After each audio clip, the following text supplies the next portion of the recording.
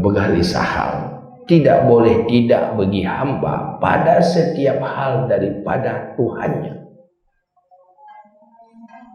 Mesti menyertanya mengakui diri sebagai hamba Allah dalam setiap saat selalu berurusan dengan Tuhan. Baik sunyi, baik putus interaksi dengan Allah, dengan Tuhan.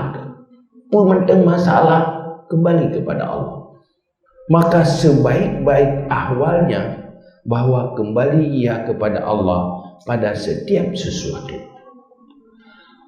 Hamba yang terbaik, kondisi tirotannya hamba yang terbaik, apapun persoalan yang terjadi selalu kembali kepada Allah. Puan dah buat nyolong salah, nampak maaf. Oh kata pebut taat, ya Allah nyolong hana sempurna lah pebut taat, nampak sempurna ya Allah, nak terima ya Allah. Selalu berurusan dengan Allah.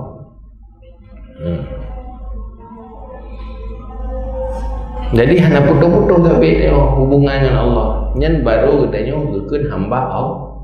Artinya hati selalu tidak putus komunikasi dengan Allah. Yang bukan hamba terbaik. Pokok kondisi terbaik hamba adalah saat tanya kembali kepada Allah. Fa'in asa, kita cara menghubungkan Allah, maka jika maksiat dia kalah berkata, menyokal hubung matinya langsung, ya Rabbi, ustur, tutupi, nutup lung dari maksiat. Kalau hubung mati, baiknya buka aib lung ya Allah, nutup aib lung dunia dan akhirat. Kalau tetap bawah deh, nutup ya Allah. Fa'idha faragha minal maksiyah, maka apabila selesai maksiat, pukul berkata ia, ya Rabbi tub alaiya, wahai Tuhan, Nabi tobat lu, nampu tobat lu, tobat oleh atasku, nampu tobat lu ya Allah, menyokam bubu maksiat, baik nambuka aib lu ya Allah, menyokali bubu maksiat, nampu tobat lu ya Allah. Belum lam taubat. Faidah tabah, kala ya Rabbi urzuqni al-isma. Oh kata taubat, urusan lo dengan Allah. Lam taubat. Kali tak taubat. Ya Allah urzuqni, ya Rabbi urzuqni al-isma. Ya Allah Nabi rezeki keluk isma terpelihara. Baik terulang li dosa ya Allah. Nyokalung taubat.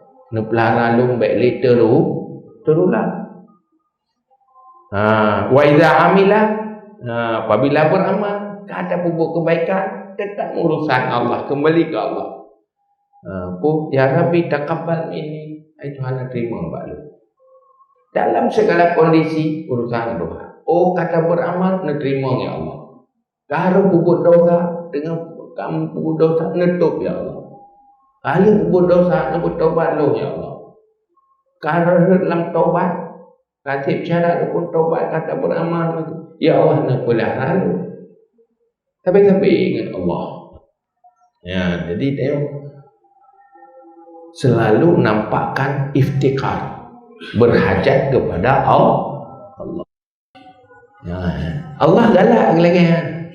Kan kita yang yo kita yo kan dupu yang pegang pakai tengok kan bergen tu. Kamu urus tangan kau tu tapi kau urus kan juga.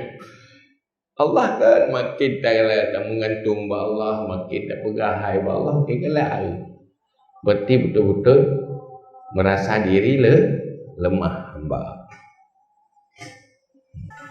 Hamba. Pokoknya dalam segala hal selalu menghubungkan dengan Allah. Jadi beta andal road. Yang kentanya kita dalam bersifat dengan sebagai tawakal kepada Allah, nampakkan hajat kepada Allah, butuh Allah dalam segala kondisi.